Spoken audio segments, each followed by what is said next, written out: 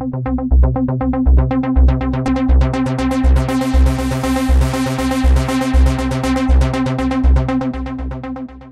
everyone, Andrew here, and welcome to a video review of the 2013 Botcon Seeker Set.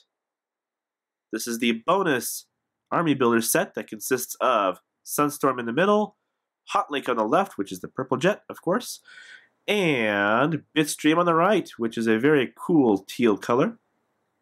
Each of them are individually bagged and comes with their own instructions and file card, such as you see here with Hotlink. Very nice artwork. You have his stats right there, and you have his bio right here.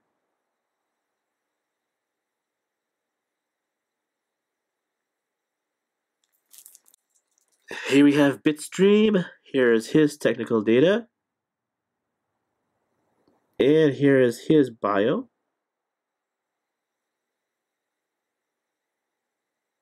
Try to center that for you. And last but not least, we have Sunstorm's data right here, along with his bio.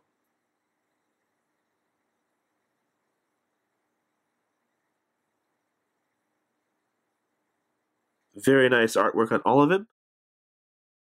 We've seen this mold 1,000 times already. I know, we've seen it on Classics Starscream, Universe Starscream, Classics Skywarp, the 2007 Botcon Seeker Set, the Henkei Seekers, Generations Thundercracker, and so on and so forth.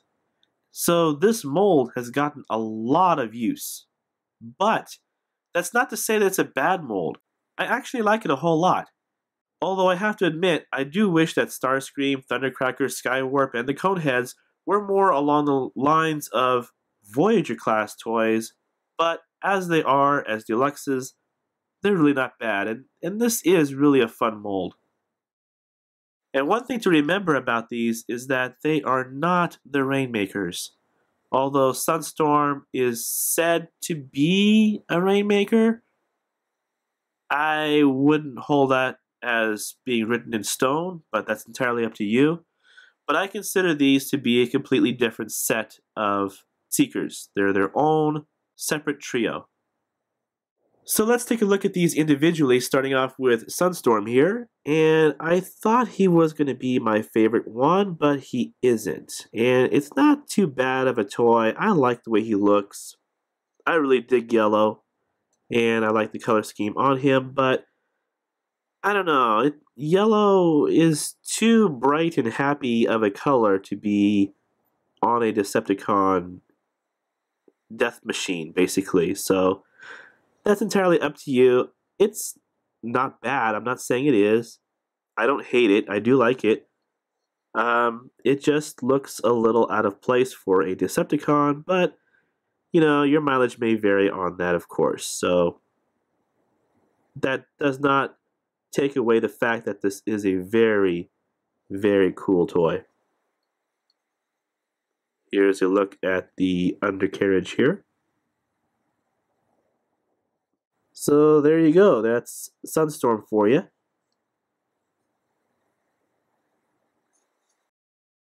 Next up is Bitstream. Now, I have to admit, I'm really surprised about this one. I thought I would like him the least, but now that I have him in hand, I think he's really cool. I was worried that he would look a little bit too close to Acid Storm as far as the green goes, but he's a very nice bright shade of teal, and he definitely stands out apart from Acid Storm, if you have that figure. And looks pretty cool. Very neat looking jet. Love it. And all of the printing and Decepticon symbols are very nice and clean. No sloppy runovers or blotches or anything like that. Looks very good. Really, really like this set. And of course, we'll take a look at the undercarriage again.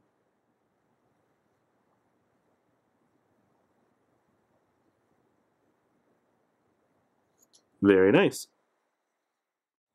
Last but certainly not least is Hotlink, and this one has turned out to be my favorite of the three. I just love this shade of purple. Definitely a very, very unique color scheme. That's not to say that the other two aren't. I just find myself attracted to this one the most for some reason. And yes, they do have the same pinstriping and, of course, Decepticon symbols.